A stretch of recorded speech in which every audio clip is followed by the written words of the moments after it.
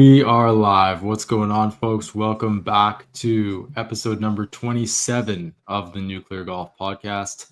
My name is John. I'm the co-owner of Nuclear Golf and TW Legion. Joined tonight by Joey from Scheffler Fans, Ryan over at JT Legion, as well as Hutch, one of our Nuclear ambassadors. Fellas, the season of Scotty continues, racking up another win yesterday at the BMW. Fifth win in his last 10 starts. That's pretty good if you ask me. We're also going to get into the John Rahm winning the LIV season title yesterday at LIV Indy. There's also a ton of relegation news and notes on that front as well. The top six lock picks are in for the Ryder Cup. Team Europe and Team USA top six are in. We're going to get into the remaining guys who we think could be in the running for the captain's picks and chat briefly about that. TGL announced today that they're returning back for the second season. This will be season 2. It gets underway in December this year. So we'll chat about that and a lot more. There's tons more to talk about this week. Obviously heading into the Tour Championship in Atlanta. It's the season finale. The top 30 guys on the PGA Tour are teeing it up this week. So super excited about that as well. But we got to revisit the BMW. Season of Scotty continues, like I said. Joey, you're the man of the hour. You're the Scheffler tracker. Go ahead, brother. You're probably just laughing about it, right? 5th win in the last 10. It seems like Scotty Scheffler is unstoppable.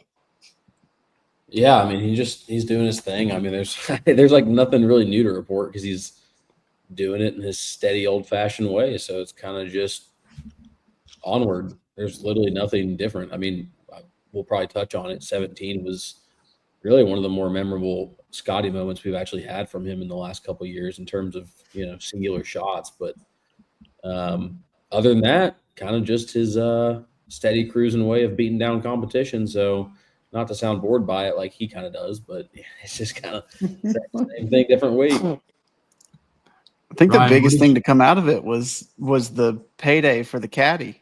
Yeah, fill in, like that's probably bigger news than Scotty winning, honestly, because at the rate that he wins at, I think it was like 350, 360, something like that. I mean, just not bad at all for a week's worth. Well, technically a little more. But. Yeah, it was pretty dominating, man. It started to get, even as the round started, it kind of started to get that Tiger feel. And I hesitate to use that term, but you see the guys, Bobby ahead of him starting to fold a little bit. That was kind of hard to watch, and then you just see Scotty doing Scotty things, even though he missed a couple of short putts there toward the end. He had what I would call his Tiger chip, his unbelievable chip on 17. I think I put it in the chat. I went back to the memorial when Tiger holed that flop shot when he was playing with Ricky on number I think it was like 2012, and Jack was in the booth, and he was just like, it's one of the most unbelievable shots I've ever seen. And it was just the same. And I think some of Bobby's quotes afterwards were like, it's just kind of unbelievable that chip went in. If that didn't go in, things could be a little bit different, but he rises to the occasion week after week. It doesn't matter whether he has Teddy on the bag. It just proves he's the real deal. And it's honestly really fun to watch, to be honest with you. And congrats, Joey, for getting to track the right guy this week. Again. I didn't do anything. But yeah. Shout out to Scotty, I guess. Joey just sits and gets to take it in like everybody else, but it's just his guy. Like this is like what it must have felt like to if John was getting to track Tiger during if Twitter was a thing back when Tiger was dominating. This is what it must feel like. It's got to be. If Twitter was a thing when Tiger was hot, he would have gotten canceled a lot earlier. In fairness. Yeah, well, that's probably fair too. But you're got every week it's just Scotty versus blank. Like who's gonna step up, and there doesn't seem to be anybody. Yeah, and I think he's not finished outside the top 10 since Augusta. It's ridiculous. It's stupid. It's Tiger-esque. It's exactly what you said. Tiger-esque. Yeah, it really is. Here's the stats. So, courtesy of Justin Ray, Scotty Scheffler has now finished 8th or better in 13 consecutive PGA Tour starts. I believe that goes back to Augusta, Ryan. Right. According to the PGA Tour, there are only 3 longer such streaks since 1945. Byron Nelson, 1945, Byron Nelson, 1946 through 48, and Ben Hogan, 1951 through 54. So he's in some pretty good company there, right? Players with 12 plus PGA Tour wins, including 3 plus majors in a 2-season span in the modern era. Arnold Palmer twice, Jack Nicklaus twice, Tiger Woods 4 times, Scottie Scheffler 2024, 2025. So he's in some elite company right now. He just continues to play so well. Nothing seems to rattle him. We saw that when he went to jail. Like when he shot 5 under at a major a few minutes after he got out of the cell. And then now, like just even without his mainstay caddy there, right? Without Teddy on the bag, he was still able to perform at such an elite level this week and just continuing on. Like he didn't even skip a beat. 15 under par, 2-shot win to claim victory at the BMW Championship. And, now we head into the Tour Championship, right? And all eyes are going to be on Scottie Scheffler to really finish it off this week in Atlanta. Do you guys agree? Yeah. I mean, he's also. I mean, he's also almost doubled the amount of Ryder Cup points in second place. He's doubling the FedEx Cup points. Like he's Crazy. doing things at a level that is really unseen as far as those metrics go. So it's pretty unbelievable, and I wouldn't pick anybody different in Atlanta this week. I'm going to just because I have to. Like I'll do it we for need fun. somebody. Somebody's got to step up. Somebody has to, because it just can't be the same thing every single week. It just can't. All right. So go Rory. Here's a little more context as well. According to Golf Digest, Scheffler is the first player since Tiger in 06-07 to record 5 or more wins in back-to-back seasons. Like, to put it in perspective, if you're winning 5 or more wins in 2 seasons consecutively, like you're on another planet essentially, right? Like if you have a 5-win season, it's incredible in that sense. If you do it back to back, that's like another stratosphere of talent that you're into now, right? It's insane. That's a great entire career. Right. I mean, you know what I'm saying? Like for the average guy, the average tour player, like 10 wins in your career, that's great. A great career. And these guys are just, it's just another level. It's not even really a competition. And it's almost like it's boring in a sense for us to come on and talk about it again and again and again. But like and it's kind of like you said, Joey, like there's not a lot of singular shots that you remember, right? Like Tiger's got the majestic chip ins or hole outs or whatever, and the crazy reactions. And I think that's probably a big part of it. It's the way Tiger reacted, showed a lot more emotion than Scottie does in general. He just kind of goes about it in just like a ho-hum kind of way and just beats the shit out of everybody. And that's just the end of the day. Like that's just how it goes for the guy. And that's just the level he's on right now. It's kind of wild that he can do it in that manner week after week after week. Yeah, I will say on his chip in on 17 though, it really reminded me on Saturday when Tiger won in the 2008 when he won the Open at Torrey Pines, when Tiger holed that long putt from the back of the green. He just kind of stood up and just gave it one of these. I mean, Scottie kind of did that, so I was just it kind of reminded me of that because he's not super boisterous, and Tiger just in that moment because he was kind of hurt too. I don't think he wanted to jump onto the green at that point because of his leg, but like he's not super reactive, but at the same time, just the stuff he does, and to your point, winning at a 20 to 25% clip is unheard of, and it's only been done by one guy, and it's being done now by another guy. Essentially, I mean, depending on what time frame you want to look at, it's just unreal. It's definitely Tiger-esque. I can say that officially. I feel like. Ryan, you alluded to it. 37,000 Ryder Cup points for Scheffler. JJ Spawn is next in line with almost 15,000. So he's, well more than doubled him up on the point standings list. Incredible. He's also leading the money list, $23.9 million. Next in line, Rory, $16.5 million. So It's not really close.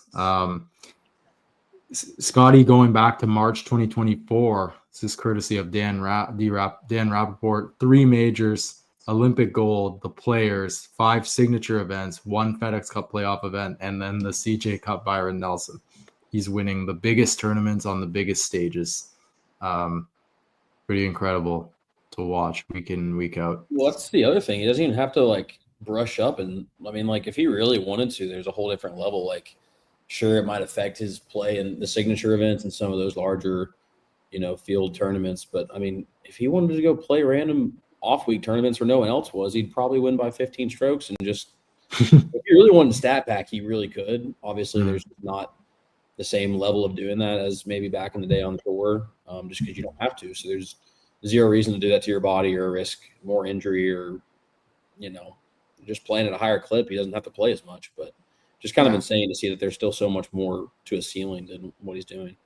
Yeah, we're gonna shift gears to Liv for a little bit. We'll come back with Scotty when we chat more about the Tour Championship later here. But Liv had their individual championship this past weekend in Indianapolis. Big interesting note that a lot of people are talking about.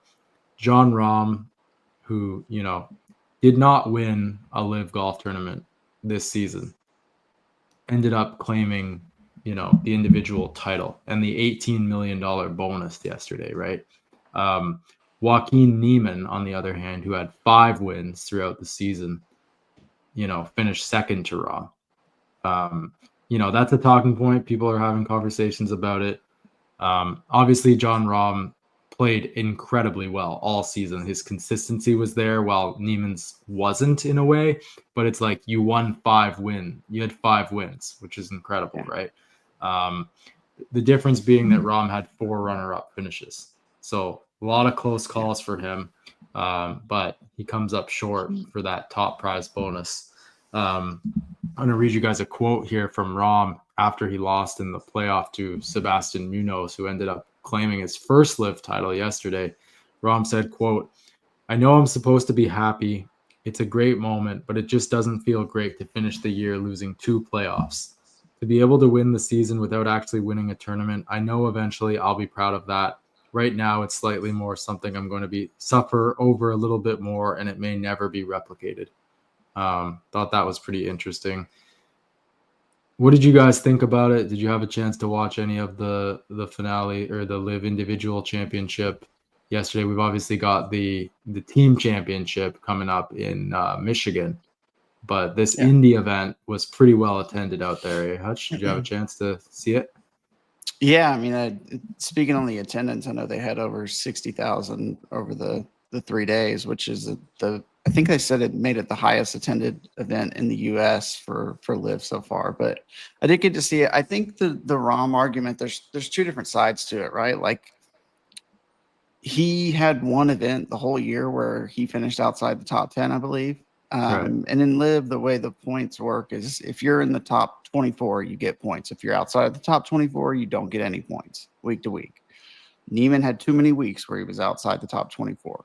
Rahm, as we just mentioned, had one event where he was outside of the top 10. He actually was, I believe it was T11 in that event. So he got points in every single event. It's just a measure of consistency that Niemann didn't quite have. Now the peaks were way higher with Niemann for sure. But the valleys weren't as low for Rahm as they were for Niemann. I mean, the point system is what it is, right? You know what it is going into it. They kind of kept you updated as the day went on. There were scenarios where Niemann could have easily won. He just ultimately didn't play well enough to win. And Rahm went out and got it because he shot 60 yesterday. I mean, he played out of his mind to get in that playoff.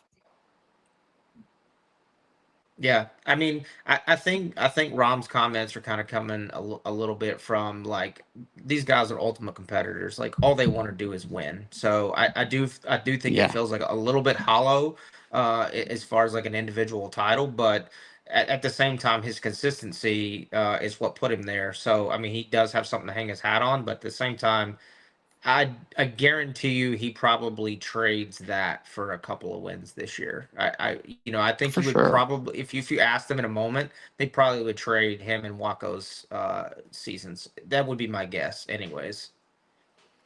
I think you're Yeah. right. I think you're right. And I agree very much with what you said. It feels like the quotes were just kind of. I mean, and he seemed aware of it too. Like they were kind of in the moment. He seemed aware of it by saying, "I'm sure at some point I'll be proud of it, but just right now, whatever, I'm not." And that's fair. Like he didn't win.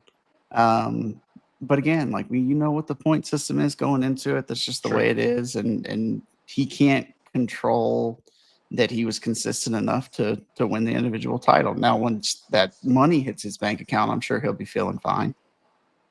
Yeah, we saw Neiman's quote. He said it's kind of hard to swallow, but at the end of the day, I think it is what it is. I feel like it's going to put something inside of me to work harder and try to be in this situation again next year and make it different. Obviously, John Rahm's played in the Live Golf League for 2 seasons now.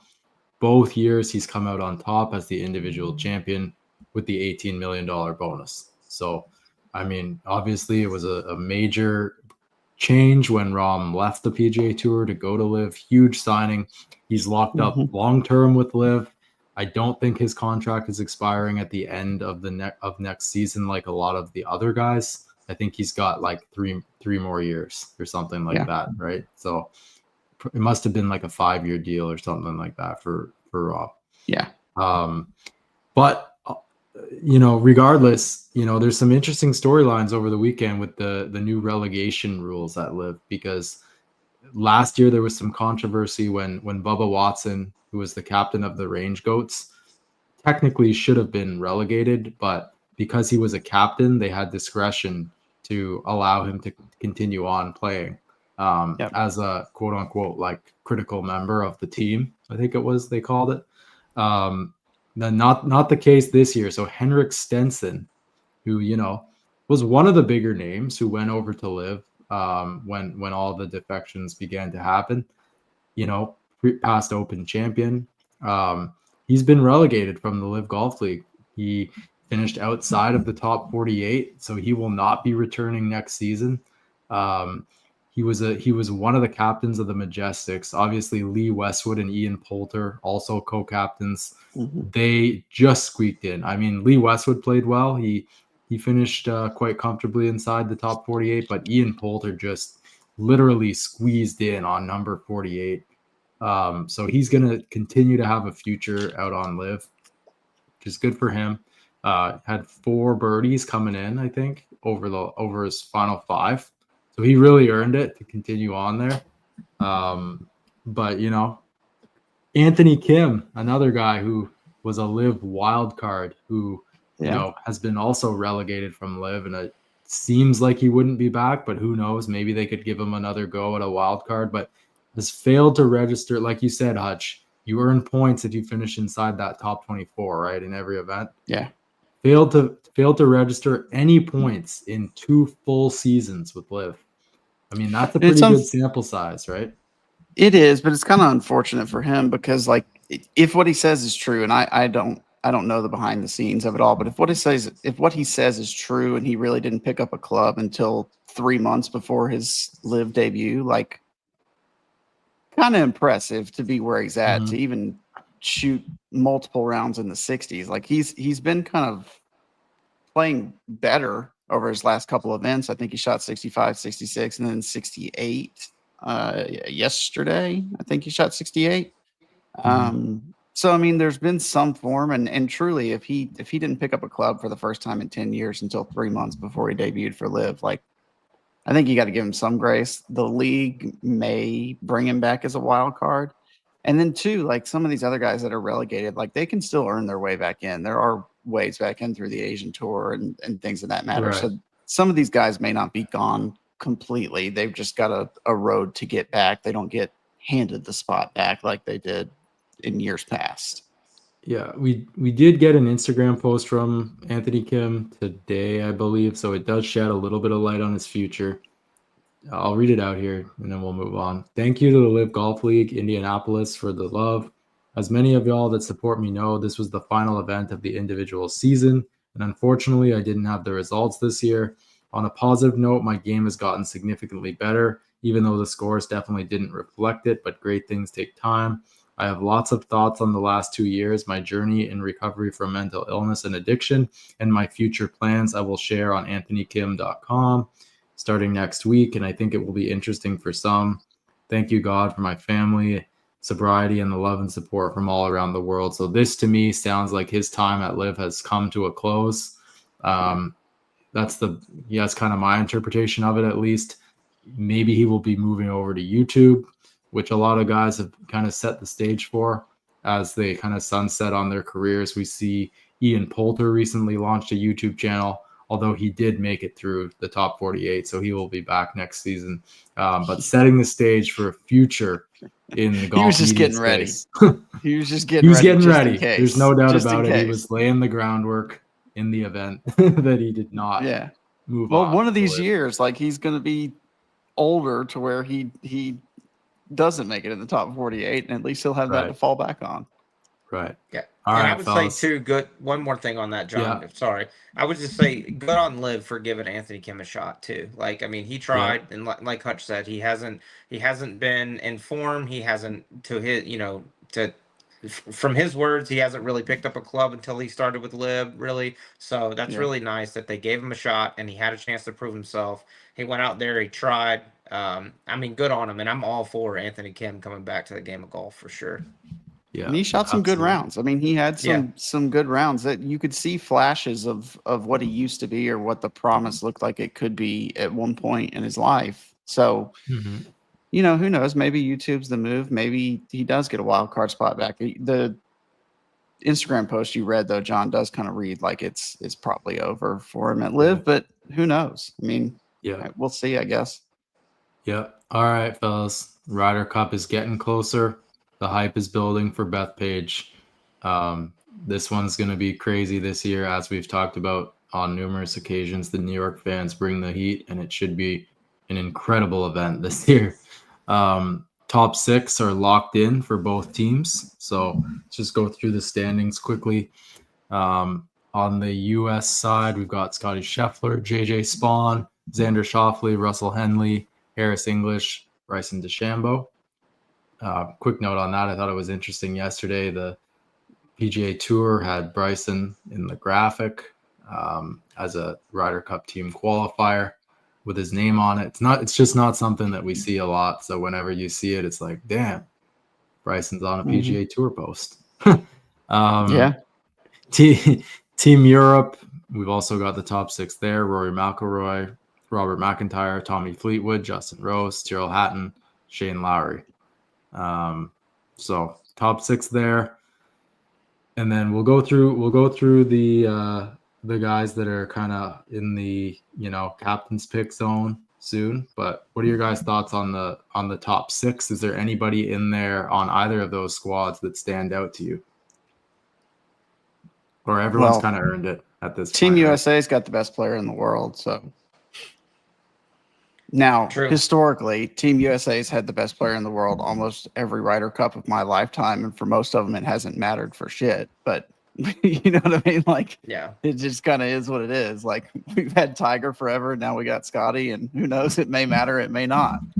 Right. But yeah, like you say, John, everybody there earned their spot in. It's impressive, though. I think it's very impressive that Bryson earned his way in with so many. His opportunities to earn his way in were so much more limited than everybody else's. So for him to be in there is a huge deal. Yeah. I mean, go ahead, Ryan. Sorry. Yeah, No, I think that the top 6 on both, I mean, they make a ton of sense based off of performance over the last couple years. If you look at it on paper right this minute, it does, even though the USA has the top player in the world by far. The top 6 of Europe's roster is amazing with Rory, Bobby Matt, Tommy Rose, Hatton, Lowry. I mean, those guys, they're stalwarts for that team for the most part, and I mean they have a lot of depth. But I don't disagree with obviously any. I think the point system of the Ryder Cup worked out properly for the top 6 to be locks. To be honest, right. I agree with you. I do think that the point system worked as it should have this season. Um, 7 on through 12, JT, Morikawa, Ben Griffin, Maverick McNeely, who had a big week at the BMW.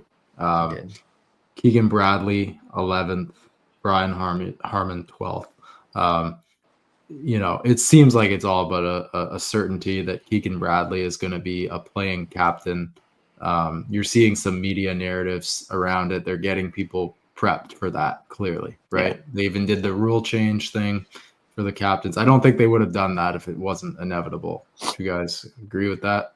Do you still feel like, I mean, like, obviously now, yeah, I guess he's kind of penciled himself in just the way that he's talked about it and the media has, but like, I feel like now there's just some guys in the bubble because, I mean, it comes down to the matter of the fact of like, Yeah. who's hot isn't necessarily as relevant. There's a bigger gap towards the actual plan of the event. So, I mean, we were talking about Chris Goddard playing in this thing 2 weeks ago, and Yeah. I'm not sold on him playing at all. So, I mean, Keegan playing, yeah, like I still think that's the right move as of now. I just hope you don't look back and regret it, booting a guy out that probably could have played a lot better just because we've been kind of riding this narrative of he's going to be a playing captain. Like Keegan's been killing it. And again, I would love to see Keegan absolutely tear it up out there. I think he's got the right energy for the team. I know we've talked about whether being a playing captain is going to be an issue, but I think for the most part, he's going to go out there and do well and be a good asset. But I would just hate to see that kind of end up, screwing USA over, especially with a home showing.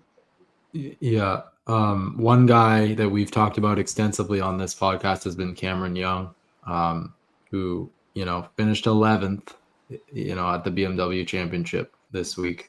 He's a guy that obviously won recently, got that first win. He's playing well. Yeah, I mean, if you look at the Ryder Cup standings, right, he's just outside. He's kind of in that, what is he? He's 14th right now, right? You've got Novak in the 13 position.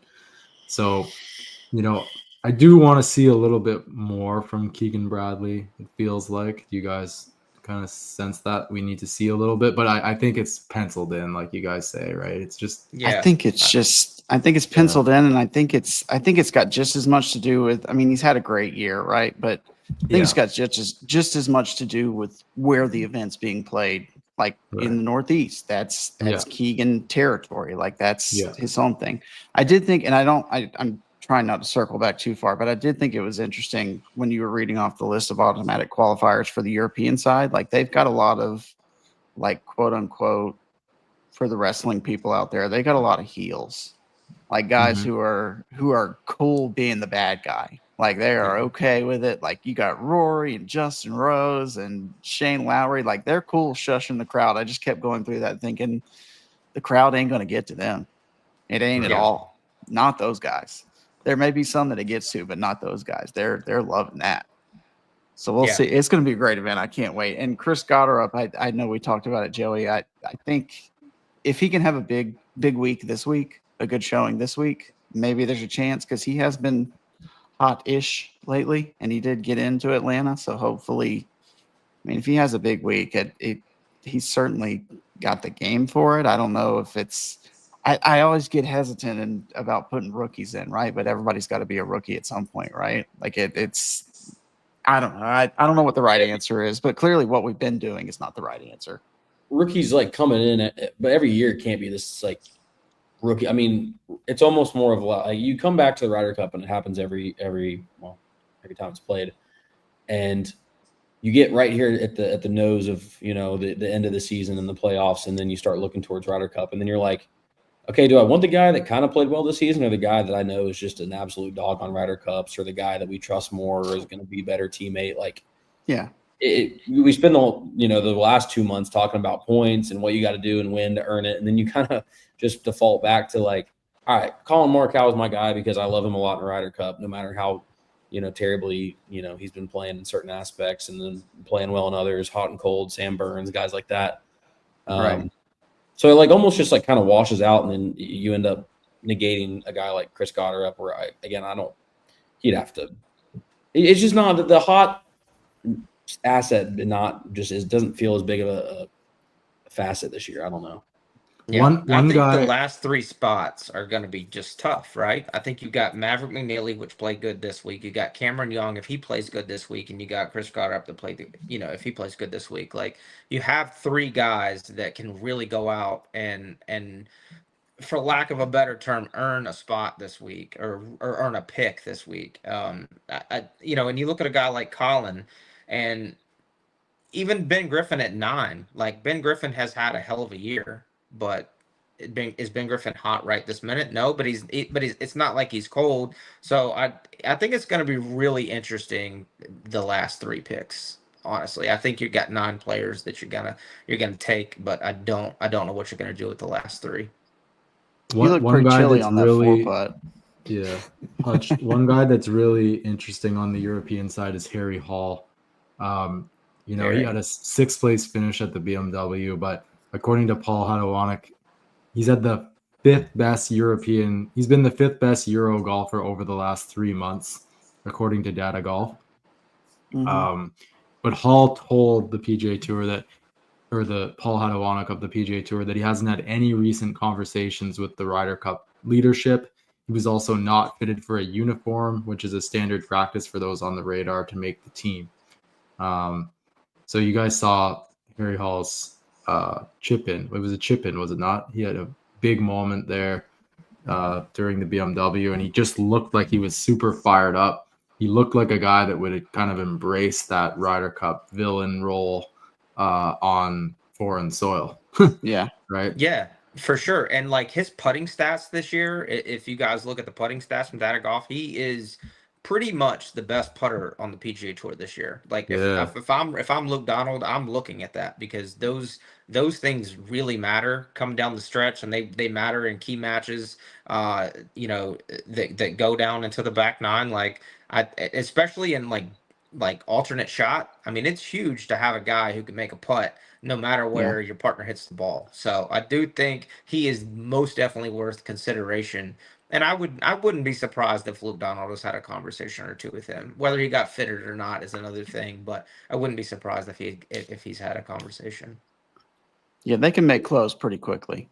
Pretty sure. They can make close. You know what I'm saying? But, Like Ryan, you make a great point. Harry Hall, like first in strokes gained putting on the PGA Tour since May 1st. That's nothing to scoff at. And Jamie Kennedy says, in the last 3 months, Harry Hall is now statistically the 6th best player in the world, with 2.03 strokes gained.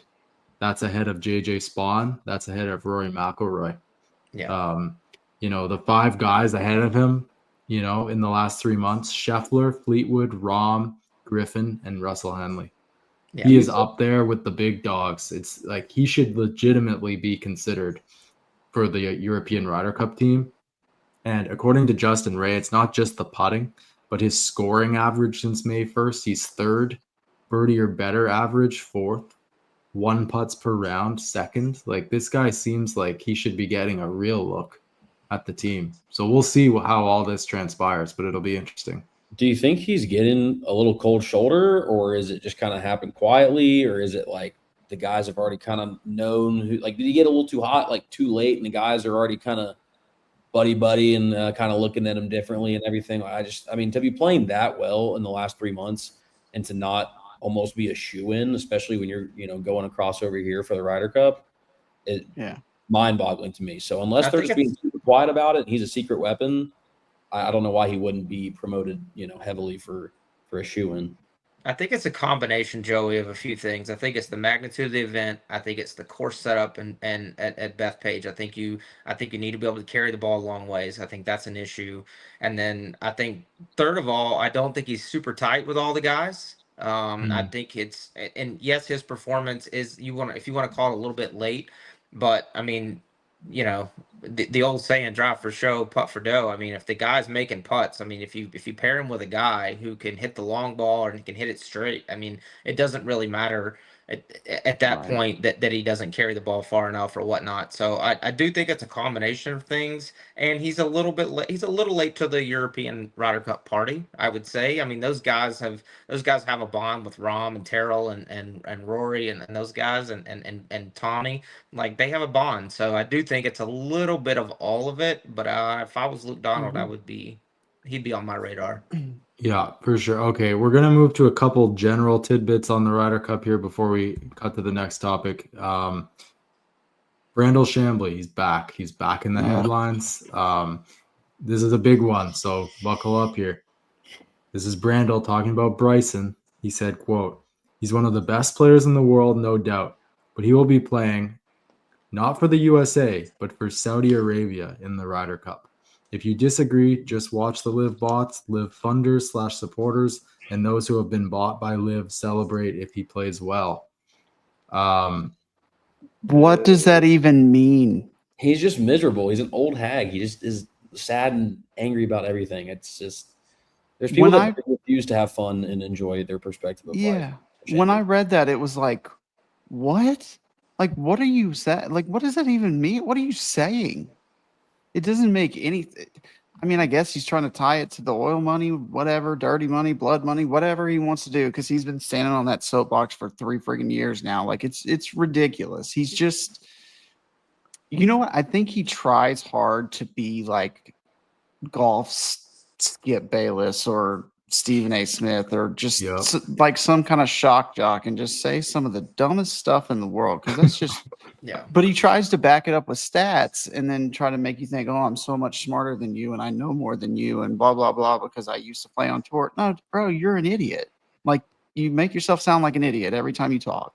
And then when you tweet something like he's playing for Saudi Arabia in the Ryder Cup, what are you talking about?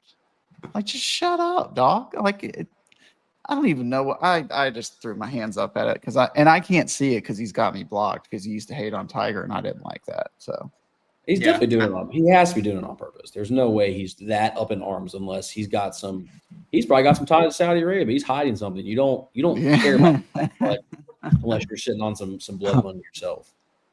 Yeah, it kind of goes against a little bit of what his persona is too, because he's a big USA guy. So at the end of the day, like, why would you not want the best player no matter what league they play in? Why would you not want him on the team? I kind of don't understand that aspect. I understand that he is going to die on the Saudi Arabia hill. I get that. Yep. He's there to die. But at the same time, like, when it comes to Ryder Cup, like, this is not about who's playing where. This is about who's the best lineup for the USA team. And to his point, I'm sure the Live bots are going to go crazy over that statement. But you're just enticing him to do so. I mean, so it's a little bit like gaslighting going on here. Like, I just wish that we could treat the Ryder Cup as a USA versus Europe and has zero to do about where you play for. That would be fantastic. Everybody else is. Yeah, there's like 2 people that are really holding it up, but you got to make your money and get attention somewhere. So yeah. All right. Final, very quick note on the Ryder Cup. We won't spend long on it, but Rory McIlroy says that he has rejected the playing captain's role for the Ryder Cup previously. It's safe to assume that it may have been floated to him as a potential idea for the 2027 event at Adair Manor, right, in Ireland, I think it is, which would have been probably a safe spot to assume that he would have been a captain there. But, his quote was about the fact that, he thinks it's a distraction, kind of takes away from the Ryder Cup playing experience at this point in his career. It's probably just something farther down the line for Rory. Would you guys agree with that? I think he said he just doesn't believe you can do it. You can be a playing captain. He just doesn't believe it's possible. I have the full quote. He said, "I've been asked to do that and I've turned it down. The idea of me being a playing captain sometime soon has come up and I've shot it down straight away. I don't think you can do it. There's lots of things that people don't see that the captain does the week of the Ryder Cup, especially now that the Ryder Cup has become so big. That's why, and that's my opinion, and I think it would be very difficult to do." So pretty clear stance from Rory on that. It's safe to assume we won't be seeing him as a playing Ryder Cup captain anytime soon. This sounds more like a career sunset move for Rory when we'll see him, retirement phases of Team Europe's captain. I just read a little bit further into that, John. I thought maybe that was just a little bit of a passive aggressive dig at the thought that Keegan could probably be a U.S. Ryder Cup team, and whether that's bulletin board material for the USA if Keegan does indeed pick himself. I thought it was because that's a little bit more of Rory's nature. He can be a little passive aggressive in some of his comments. He doesn't offer up direct You statements a don't lot of say. times.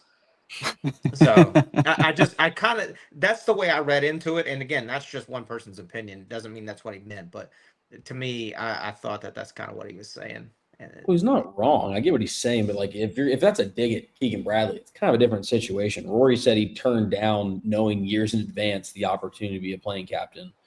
Yeah. I mean, the Keegan situation's pretty unique. This was set in stone before, and you're just at one point not going to deny playing so well to at least take advantage of it. But it's way different than planning for 2027 to then in advance be a playing captain. It's just not the same level. Right. All right. Interesting comments from Gary Player on the Golf Supply YouTube channel. He was speaking about Jordan Spieth, and I'm curious to hear your guys' thoughts on this quote. Not sure if you guys saw it, but he said, quote, Jordan Spieth, I think, is the best golfer in the world, but in my opinion, he was taught the wrong thing, and he just went downhill. He went downhill. What do you guys make of it? I mean, obviously, Jordan Spieth hasn't been, the same in a while. He obviously had his run there in, was it 2016? 15, I think. 15, yeah. 15, yeah. 15, Jason Day 2016, and then Rahm kind of burst onto the scene in 17. Yeah. Is that kind of the order?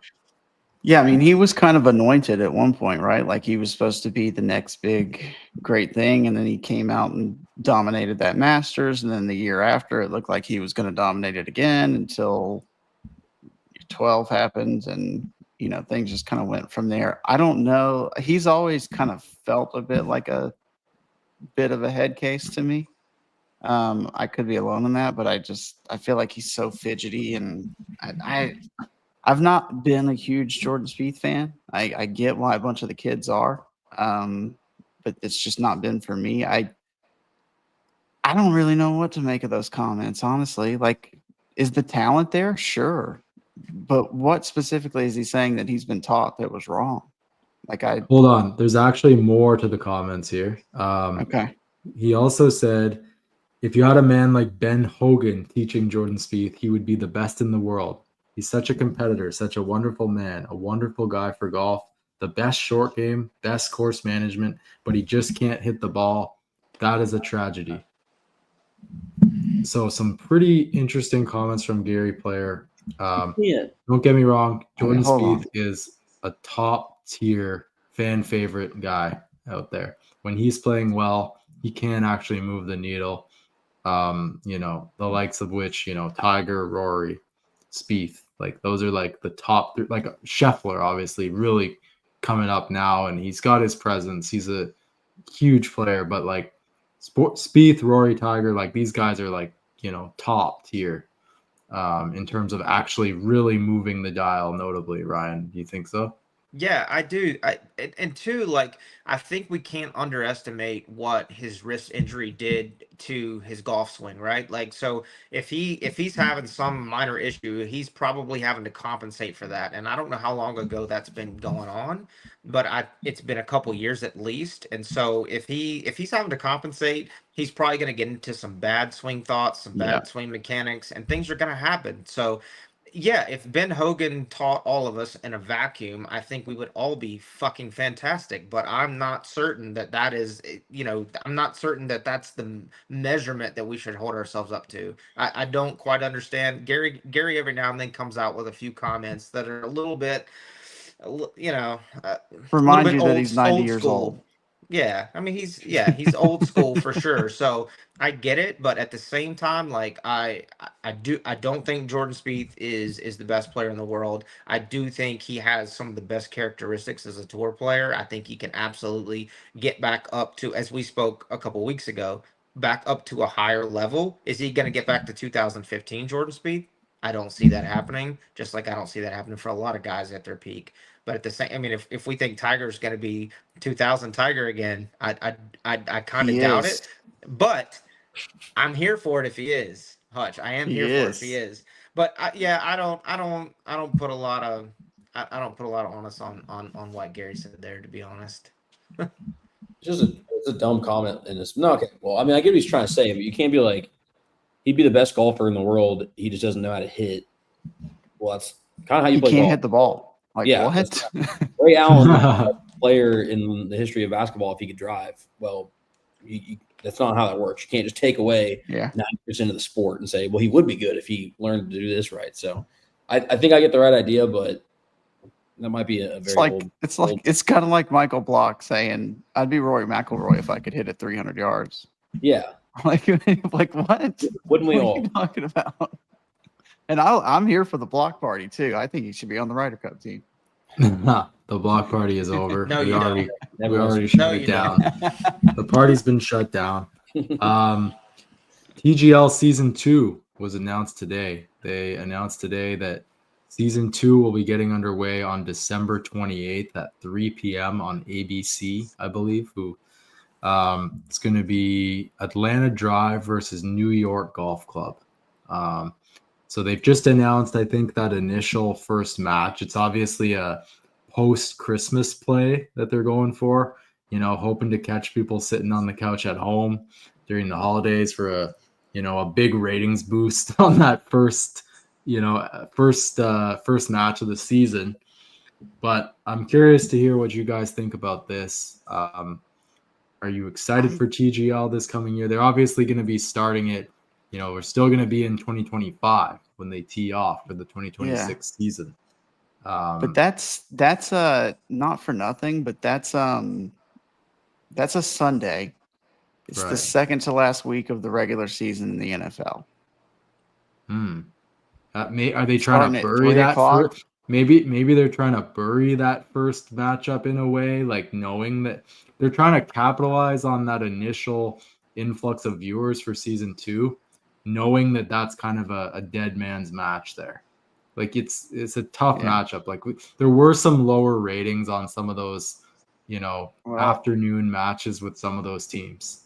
They're building in an excuse for that one then, because it's December 28th, right? That's what you said? Mm-hmm. Yeah. Yeah, they're building in an excuse because that's the second to last week of the regular season. Throwing Atlanta in there is interesting because the Falcons play on Monday Night Football that week against the Rams. So rise up. I'm just looking at the NFL TV schedule that they're going up against here. Pittsburgh at Cleveland, New Orleans at Tennessee, Jacksonville at Indy, Tampa Bay at Miami, New England at New York, Philadelphia at Buffalo, Chicago at San Francisco. You guys know I'm big football guy over here. I was going to say, John, really the Eagles and the Bills is happening on that day. Like, what are we doing? Okay, and that's a big. The second to last week before the end of the regular season is huge because sometimes divisions get decided that week. The last week, week 18, sometimes your starters don't even play. So this is kind of like the biggest week of the regular season in a lot of ways. So it's crazy. There's so much going on that week. So many good games. It doesn't make a whole lot of sense. For me, I'll have to be doing some birthday stuff for some other people that day too. So I definitely am not going to watch TGL that day. I can say that with all certainty. The only thing I can kind of think of is by 3 p.m. we'll be 2 hours into those first 5 games, which all kick off at 1. Yeah, but a 425 Eagles Buffalo backed up. The Bears Niners doesn't. Yeah, but you're also getting into the peak of college football playoffs. Like you're about to have a terrible swing of viewership, unless you're trying to tie the two, and that the TVs are going to be left on off the football after ESPN for whatever. I don't know why they would not wait 2 weeks, push it back to mid-January. I thought they did the right thing last year and started at the first. Didn't they start at the first Mm. Monday night after the last Monday night football game? Like Yeah. the next Monday It was something is like what I that. thought they I did did. really well because we were like, "There's nothing else to watch. Football's over." Yeah, I thought the they did that, and I thought that was the right play. I don't know if, like John said, I don't know if they're trying to bury this, but they're building in a great excuse for if there's low ratings, and there's almost certainly going to be low ratings for that first game because I mean, the NFL is king in America. It just is. Yeah, it's really hard to go up against anything NFL or playoff college football for sure, or getting into the postseason of college football. But I mean, I am super excited about TGL next year. I'm actually super excited that the technology is going to improve. I feel like that they're going to have that. Maybe that's a great test for them to see what that looks like live. But I'm with you guys on the scheduling of it. I don't quite understand it all. But I am super excited that they're hopefully gonna improve that technology to have some of those errors corrected. Yeah, it seems to me, TGL, it's an interesting one for sure. There were some good ratings weeks, there were some poor ratings weeks. I think overall, the general consensus was that the first season was a success. Yeah. In the sense that, you had Tiger and Rory playing matches on TV. It's a little bit of a different format. They still did well. Overall, I think the technology held up all right. It could have been better, no doubt about it. But there was no major issues. I mean, you had a few scenarios where they needed to re-tee or like some questionable wedges that flew too far or hit the rocks or whatever it may be. And I think those types of details I think could get fine-tuned and tightened up, like you mentioned, Ryan. I think we could start to see some refining in that area of the league this season. Obviously, it's not slowing down and it's not going anywhere. They've already announced the Motor City GC, I think it's called, the Detroit Golf Club, for the 2027 season. So that's the first expansion team for TGL won't be actually teeing off for this year, but it will be the year following. Eventually, we can probably expect to see, stadiums built in additional states, I would imagine. They need something more central so that guys on the West Coast can easily get to like a Dallas, say, for a match on their way to the East Coast instead of all this flying back and forth. Because for a guy like, Tony Finau, who lives in Utah, it's very difficult for him to get down to Florida just for TGL, right? Yeah. It's very, very difficult. It's a big ask for the guys in California. You can almost forget it. With the technology of it, I mean, I think at some point, if it grows enough, you could see matches being played with teams playing in completely different locations. Yeah. I mean, you got your LA team playing your Atlanta team, or LA playing Jupiter. Let's say they build a facility in California. I mean, that you could do that with the technology. It wouldn't shock me if they expand enough that they end up doing something like that.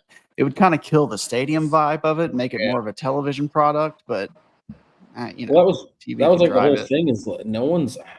I don't know. Maybe I've got a different view in this, but I don't think a lot of people are tuning into TGL for the golf. Like, if you want, like, the quality of golf is not there. It's simulated golf. Yeah. The whole point is to have these personalities on and interact and send them to this team kind of 1v1 manner, and somewhat of a stadium, vibe. So, I mean, the golf can get better. That's great, but they got to keep opening the personalities, keep Tiger involved, keep some of these guys that don't get their face out as much. Half the biggest moments online were either, terrible shanks or the screen malfunctioning. So, I mean, like, they almost have to lean into some of that. Yeah, for sure. And our guy Tim does make a good point. He said in the chat, the final week of the NFL season has no Monday night games. That should be the start of it. And he's right about that. That would be a better place, I think, to put this product. But I mean, there's decisions that are going on behind the scenes that we don't know about. I don't know what the scheduling looks like. I don't know what their deal is with ABC and ESPN. But hopefully this year just gets better and better and it improves. And like you said, John, I think it was a success by most people's measurements. I mean, if you set your standards where it should be in simulator golf, you're going to have technical issues. You're going to have, Yeah. you know, and also like it would also be nice if this was on in a way like an ESPN Plus or something where the guys could actually drink a beer, curse, Right. stuff like that. I mean, that would Yeah. be so much more palatable for guys Yeah. like us who play simulator golf and who enjoy it and who just go out with our buddies. So there's some things that they've got to improve on for sure. Yeah. And All ESPN right. will have had their new their new service launch by then too. And to your point as well about doing it the following Monday, like there's no college football playoff games that week either. It just makes too much sense to do it the following Monday. I don't know if this is like a hard thing or if maybe they could pivot to that. Who knows? It just makes more sense to do it the following Monday instead of that Sunday. But that's just me.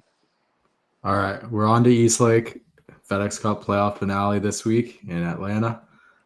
Just run through the top 30 real quick. Scheffler, McIlroy, Spawn, Rose, Fleetwood, Griffin, Henley, Straka, McIntyre, McNeely, English, Thomas, Young, Aubert, Novak, Bradley, Burns, Harmon, Connors, Cantley, Morikawa, Hovland, Matsuyama, Lowry, Taylor, Hall, Bridgman, Im, Goddard, Batia. Looked like Ricky Fowler was going to get into the mix late on Sunday, and then I posted it, and then I jinxed it. He double bogeyed. Yeah, immediately ran out. His season is over. Xander Schauffele's season is over. He will not be playing this week in Atlanta. Xander actually had some interesting quotes. I'll read them out here. He said, there's nothing worse than trying your hardest and playing like ass. It's the worst combo. Some of us do it, some of us don't. It's been a while since I have, and I did it for a few weeks now, and it sucked. Surprising for sure that Xander Schauffele is not moving forward in the FedEx Cup playoffs. Ricky as well, but I mean, at the end of the day, Ricky's had a big comeback overall in the trajectory of his career. It was looking pretty grim for a while there for him.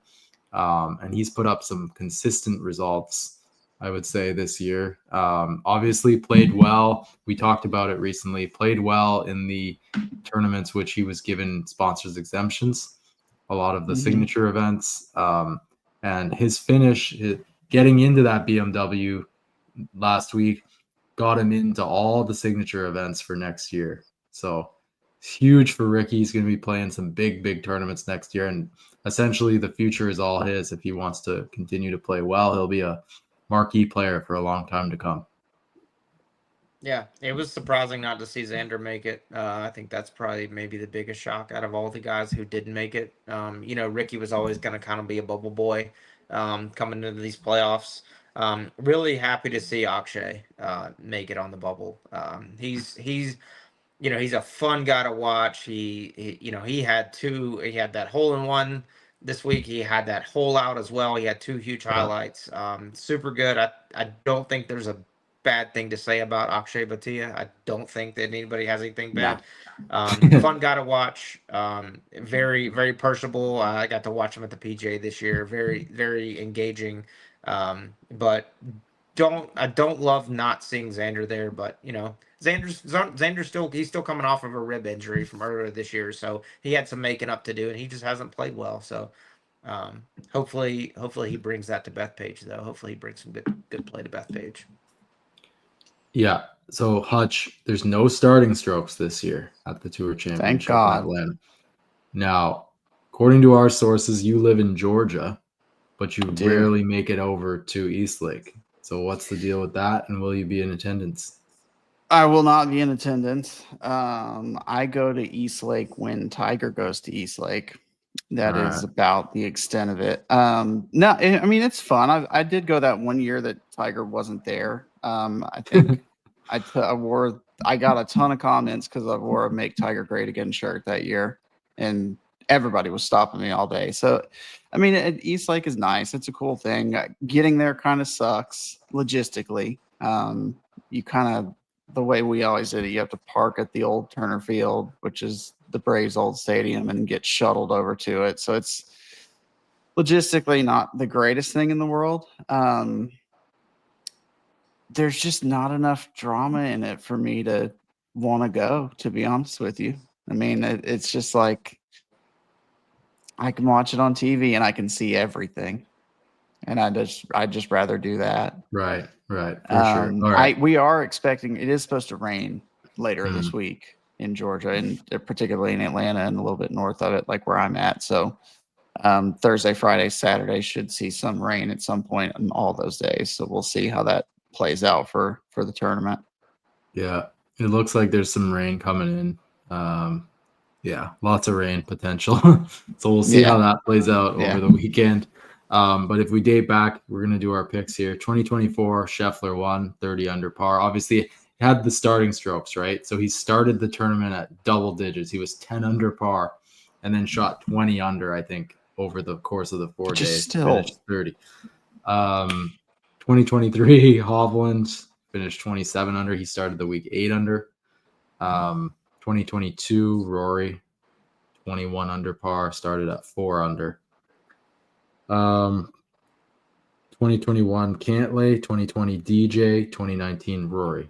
So Scotty Scheffler's already been there, done that at the Tour Championship. So we're heading into another year where he's red hot. Are you guys expecting Scotty Scheffler to win this week? I mean, we talk about it all the time, but is this just kind of his tournament to lose, or are you picking somebody else farther down the line? I mean, I expect Scotty Scheffler to win. I do. I mean, I expect Scotty Scheffler at this point to win every week. It doesn't matter how he starts on Thursday. I just expect him to win. It would be nice to see some of the lower guys step up and play well, but it's so hard for me to like go against like what I know and what the eye test is, and the eye test just says, he's 2 strokes. He's getting starting strokes, whether he's getting starting strokes or not. Right. That's a good point. I mean, Joey, I'm sure you probably feel the same way. Yeah, I mean, I expect him to go take care of business. I'm not gonna. I mean, I think if he doesn't, I don't think it's a big deal. I don't think anyone's gonna be like, "Wow, what a fall off to end the season." But if he does do it, we're going to be right back here again in the same conversation. Just couple major notes here about this week. So starting strokes will be eliminated. This will be played as a 72-hole stroke play event. All players starting the tournament at even par. The winner of the Tour Championship will claim the FedEx Cup. And then $40 million purse, $10 million to the winner.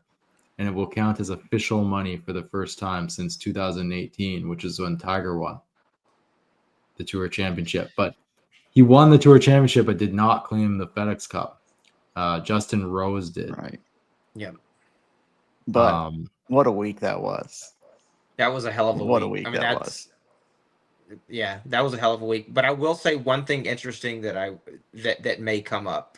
If Rory wins the Tour Championship and wins the FedEx Cup, I think you're going to have more debates on Player of the Year this year for sure. Yeah. Because you got Rory winning the Masters and a couple other wins, right?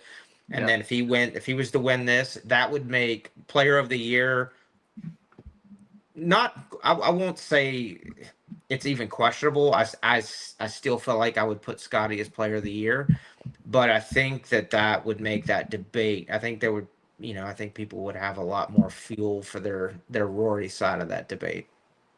It's certainly a conversation if he wins this week. I mean, it's just so hard because Rory's had, by all measures, just a fantastic year.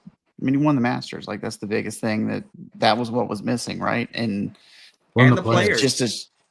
And the players, yeah. And it's just a shame that it's not a shame. Shame's a bad word, but Scotty's just kind of, especially with the way he's been playing as of late, like he's just kind of put that on the back burner, and you don't think about that very often.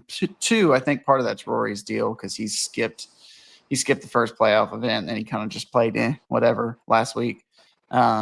So some of that's on him, but I wouldn't mind Rory winning this week. I think that'd be fun. How many FedEx Cups would that be for him? 3, 4? Has he won 2 already? I think he's won 2 already. Yeah, he's won 2. Yeah. So that'd be 3. So 3. Yeah. So I mean, I don't know. It's going to be a fun week. I mean, I I think don't it's hate it being a conversation, but I don't know. Obviously, I'm biased, so I'll probably pull towards Scotty in that one. But I mean, I try to think back, like looking 5 years from now, and you look back at the seasons, and it's more like it was Rory. I mean, like if Scotty goes on a run, it's going to be way easier in 5 years to be like, oh yeah, he should have swept every single one because he was just the best player. But who knows what's going to happen in the future? And you're like, that was Rory's year. He just dominated. He got finished everything he wanted to do. He got the slam. So I mean, I don't know. But I guess we got to see. Well, Scotty can just go take care of business and make it a discussion for next season. Yeah, I think if you just look at it in a vacuum, though, and if you say a guy won the Masters, the Players, and the Tour Championship, and the FedEx Cup, if you just looked at that in the vacuum, I mean, what would you would be like, that dude is Player of the Year, but then you have Scotty. Yeah. I mean, we're certainly going to have plenty to talk about on Friday night for sure. Oh yeah. So that's a quick note, folks. We're probably going to wrap this show here. We are going to be back for a special edition episode of the Nuclear Golf Podcast coming at you guys this Friday night at 8:30 p.m. And we will be live on Sunday for our usual back nine reaction, which we typically do at majors, but this is the season finale. So I think it's appropriate that we come on the air over the last 9 holes to discuss the drama as it unfolds. I expect this week to be a really good tournament. I'm happy that the starting strokes are eliminated. I would prefer if there was a match play component, as a lot of people have suggested here over the last months. Obviously, we're not getting that anytime soon. So we'll take it for what it is. They really need to get match play back into the PGA Tour in some way. Because I think it's missed for sure. It was one of the best events. I really enjoyed the match play, but here nor there. Fellas, can I just ask one quick question before we go?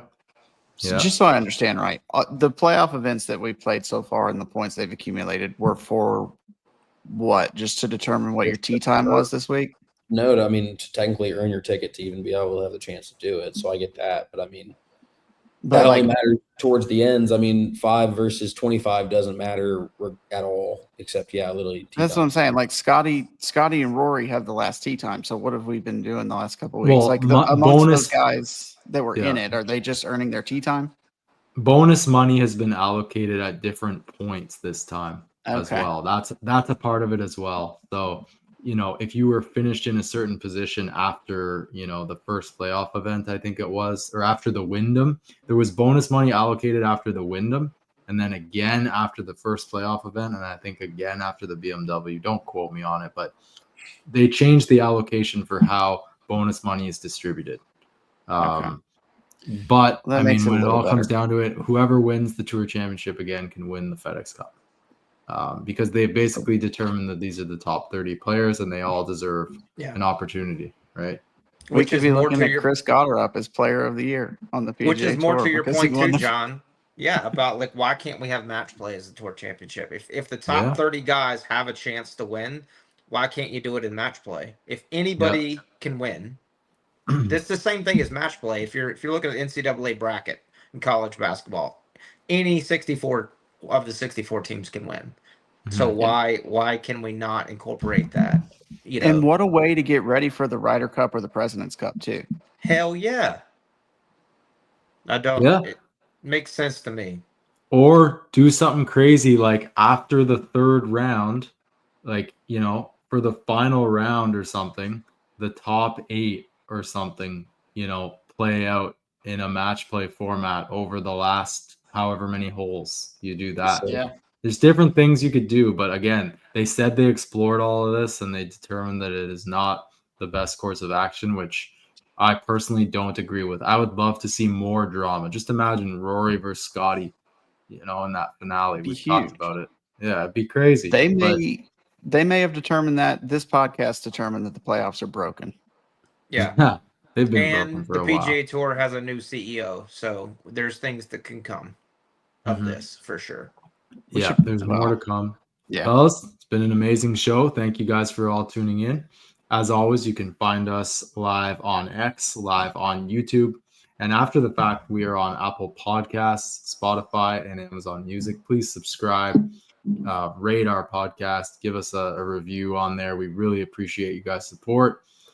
Like I said earlier, we'll be back this Friday night and this Sunday during the back nine of the Tour Championship. Until the next one, we're signing off. My name is John. I'm the co-owner of Nuclr and TW Legion. Joined tonight by Joey from Scheffler Fans, Hutch Bennett, one of our Nuclear Golf ambassadors, and Ryan over from JT Legion. Fellas, we will see you on Friday night.